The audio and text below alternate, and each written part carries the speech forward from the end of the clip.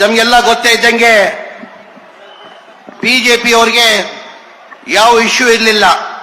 ಈ ಒಂದು ವರ್ಷ 2 ತಿಂಗಳಲ್ಲಿ ಸಿದ್ದರಾಮಯ್ಯ ಅವರು ಕೊಟ್ಟಿದ್ದು ಒಳ್ಳೆ ಸರ್ಕಾರ ಅವರು ಸಹಿಸಕ್ ಸಾಧ್ಯ ಆಗ್ತಾ ಇಲ್ಲ.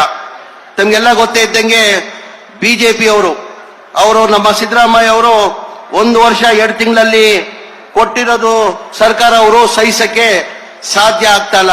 ಆ ಕಾರಣಕ್ಕೆ ಈಗ ಮೂಡ ಇಶ್ಯೂನ ತಗೊಂಡಿದೆ. ಮೂಡ ಬಗ್ಗೆ ನಾನು ಹೆಚ್ಚಾಗಿ ಏನ್ ಹೇಳಲ್ಲ. ತಮ್ಮ ಹೆಂಗ್ ಬಂತು, ಯಾರಿಂದ ಬಂತು, ಹೆಂಗ್ ಬಂತಂತ 1935 ದೇವರಾಜ್ ಅವ್ರ ತಂದೆಯವರು ಆಕ್ಷನ್ ಅಲ್ಲಿ ಆ ಸೈಡ್ ಅನ್ನ ಕೊಂಡ್ಕೊಂತಾರೆ. ₹1 ಆಕ್ಷನ್ ತಗೊಂತಾರೆ. ಅದಾದ್ಮೇಲೆ ಅವ್ರ 3 ಜನ ಮಕ್ಕಳು ಇರ್ತಾರೆ. ದೇವರಾಜ್ ಅಂತ ಮಗನ್ಗೆ ಈ ಭಾಗ ಬರ್ತದೆ. 3 ಎಕರೆ 16 ಗುಂಟೆ ದೇವರಾಜ್ ಅವ್ರ ಮಗನ್ಗೆ ಆ ಭಾಗ ಬರ್ತದೆ. ಆ ಬಂದಾದ್ಮೇಲೆ 2010 ಮಲ್ಲಿಕಾರ್ಜುನ ಸಿದ್ದರಾಮಯ್ಯ ಅವರು ಬಾಮೇದ ಅವ್ರನ್ನ 2010 ಮಲ್ಲಿಕಾರ್ಜುನ ಕೊಡ್ತಾರೆ. ಮಲ್ಲಿಕಾರ್ಜುನ ಕೊಟ್ಟಾದ್ಮೇಲೆ ಅವರು 2010 ಅವ್ರ ಅಕ್ಕನ್ನ ಗಿಫ್ಟ್ ಮಾಡ್ತಾರೆ. ಅಕ್ಕನ್ ಗಿಫ್ಟ್ ಮಾಡಿದಾದ್ಮೇಲೆ ಹಂಗೆ 2021 ಅವ್ರಿಗೆ ಅಕ್ವೈರು ಮಾಡ್ಕೊಳ್ಳಲ್ಲ. ಈ ಜಗನ ಮೂಡಿ ಅವರು ಲೇಔಟ್ ಮಾಡಿ ಈ ಜಗನ ಬೇರೆಯವ್ರಿಗೆ ಹಂಚಿಬಿಡ್ತಾರೆ. ಆಮೇಲೆ 2021 ಮನೆ ಸಿದ್ದರಾಮಯ್ಯ ಅವರು ಮುಖ್ಯಮಂತ್ರಿ ಇರಲ್ಲ, ಕಾಂಗ್ರೆಸ್ ಸರ್ಕಾರ ಇರಲ್ಲ. ಕಾಂಗ್ರೆಸ್ ಅವ್ರು ಬಿಜೆಪಿ ಸರ್ಕಾರದಲ್ಲೇನೆ 14 ಸೈಡ್ ಇದು ಇವ್ರಿಗೆ ಅನ್ಯಾಯ ಆಗಿದೆ ಅಂತ 14 ಸೈಡ್ ಕೊಡ್ತಾರೆ. ಬರೀ ಇವ್ರು ಮಾತ್ರ 14 ಸೈಡ್ ಇಲ್ಲ, ಟೋಟಲ್ 125 ಸೈಡ್ ಕೊಡ್ತಾರೆ. ಅದಲ್ಲಿ 14 ಸೈಡ್ ಮನೆ ಸಿದ್ದರಾಮಯ್ಯ ಅವ್ರು ಕೊಡ್ತಾರೆ. ಇದು ತಾವೆಲ್ಲ ದಯಮಾಡಿ ಅರ್ಥ ಮಾಡ್ಕೊಳ್ಬೇಕಾಗ್ತದೆ. ತಮ್ಗೆಲ್ಲ ಗೊತ್ತೇ ಇದ್ದಂಗೆ ಇಷ್ಟೆಲ್ಲ ಹೇಳ್ತಾರಲ್ಲ ಬಿಜೆಪಿ ಅವರು, ನಾಳೆ JDS ಅವರು ಬಿಜೆಪಿ ಅವರು ಬಂದಾದ್ಮೇಲೆ ತಾವು ಪ್ರಶ್ನೆನ ಒಂದು ಕೇಳಬೇಕಾಗ್ತದೆ. ನಾವು ಚುನಾವಣೆ ಟೈಮಲ್ಲಿ 5 ಗ್ಯಾರಂಟಿಯನ್ನ ನಾವು ಘೋಷಣೆ ಮಾಡಿದ್ವಿ. 5 ಗ್ಯಾರಂಟಿ ಘೋಷಣೆ ಮಾಡಿದಾದ್ಮೇಲೆ ಜನ ನಂಬಿಟ್ಟು 136 ಸೀಟ್ ನಮ್ಮನ್ನ ಗೆಲ್ಸ್ಕೊಟ್ಟು ನಾವು ಸರ್ಕಾರ ರಚನೆ ಮಾಡಿದ್ವಿ. ಸರ್ಕಾರ ಬಂದಿದ್ದು 1 ತಿಂಗಳಲ್ಲಿ ಈ 5 ಗ್ಯಾರಂಟಿಯನ್ನ ನಾವು ರಚನೆ ಮಾಡಿದ್ವಿ. ಇದೇ ವಿರೋಧ ಪಕ್ಷದವ್ರು ಏನಂದ್ರು, ಇದು ಗ್ಯಾರಂಟಿಗಳು ಲಾಗು ಮಾಡಕ್ ಸಾಧ್ಯ ಆಗಲ್ಲ, ಬರೇ ಚುನಾವಣೆ ಇವ್ರು ಭಾಷಣ ಮಾಡಿದ್ದಾರೆ ಅಂತ ಹೇಳ್ಬಿಟ್ಟು ವಿರೋಧ ಪಕ್ಷದವ್ರು ಹೇಳ್ತಾ ಇದ್ರು.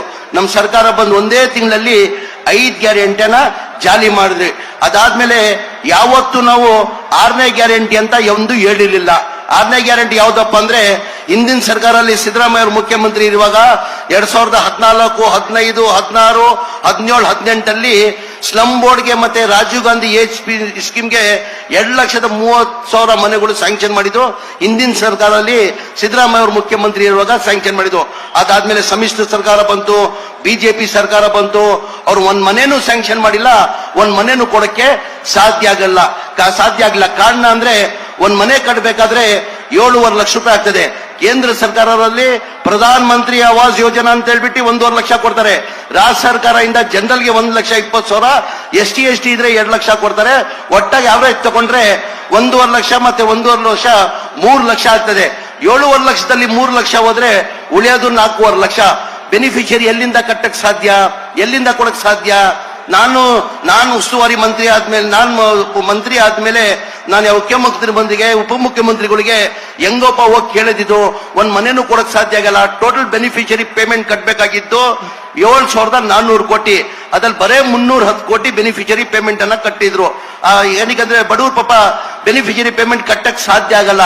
ಆ ಕಾರಣಕ್ಕೆ ಮುಖ್ಯಮಂತ್ರಿ ಗಮನಕ್ಕೆ ತಂದೆ ನಾನು, ಸರ್ ನಿಮ್ ಕಾಲದಲ್ಲಿ ಹಿಂದಿನ ಸರ್ಕಾರದಲ್ಲಿ ಈ ಮನೆಗಳು ಸ್ಯಾಂಕ್ಷನ್ ಆಗಿದ್ದು, ಅದಾದ್ಮೇಲೆ ಒಂದ್ ಮನೇನು ಸ್ಯಾಂಕ್ಷನ್ ಆಗಿಲ್ಲ, ಒಂದ್ ಮನೇನು ಕೊಡಕ್ ಸಾಧ್ಯ ಆಗಲ್ಲ.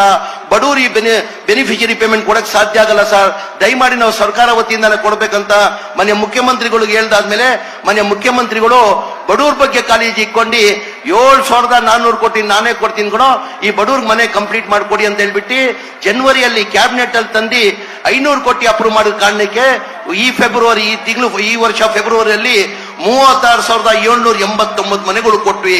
ಏನಕ್ಕೆ ಬಿಜೆಪಿ ಅವ್ರು ಕೊಡಕ್ ಸಾಧ್ಯ ಆಗಿಲ್ಲ, ಏನಕ್ಕೆ ಜನತಾದಳ ಅವ್ರು ಕೊಡಕ್ ಸಾಧ್ಯ ಆಗಿಲ್ಲ?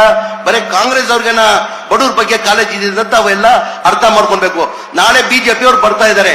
ಬಿಜೆಪಿ ಅವ್ರು ಬಂದ್ರೆ ಕೇಳ್ಬೇಕು, ಕುಮಾರಸ್ವಾಮಿ ಅವರು ಜನತಾದಳ ಅವರು ಜೊತೆಯಲ್ಲಿ ಬರ್ತಾ ಇದ್ದಾರೆ. ಹಿಂದಿನ ಸರ್ಕಾರದಲ್ಲಿ ಸಿದ್ದರಾಮಯ್ಯ ಅವರು ಮುಖ್ಯಮಂತ್ರಿ ಇರುವಾಗ ಹಿಂದಿನ ಸರ್ಕಾರದಲ್ಲಿ ಮಂಡ್ಯ ಜಿಲ್ಲೆಗೆ ಟೋಟಲ್ ಮನೆಗಳು ಸ್ಯಾಂಕ್ಷನ್ ಮಾಡಿರೋದು 35,411 ಮನೆ ಸ್ಯಾಂಕ್ಷನ್ ಆಗಿತ್ತು. ಎಲ್ಲಿ? ಮಂಡ್ಯ ಜಿಲ್ಲೆಗೆ. ಸಿದ್ದರಾಮಯ್ಯ ಸಮ್ಮಿಶ್ರ ಸರ್ಕಾರ ಬಂತು, ಬಿಜೆಪಿ ಸರ್ಕಾರ ಬಂದಾದ್ಮೇ ಬರೇ 630 ಮನೆಗಳು ಸ್ಯಾಂಕ್ಷನ್ ಮಾಡಿದ್ದಾರೆ. ಹಾಗಾಗಿ ಮೈಸೂರು ನಾನು ಹೇಳ್ತೀನಿ, ತಾವು ಈ ಪ್ರಶ್ನೆ ಕೇಳಲೇಬೇಕು ನಾಳೆ ಬಿಜೆಪಿ ಅವ್ರನ್ನ, ಜೆಡಿಎಸ್ ಅವ್ರನ್ನ.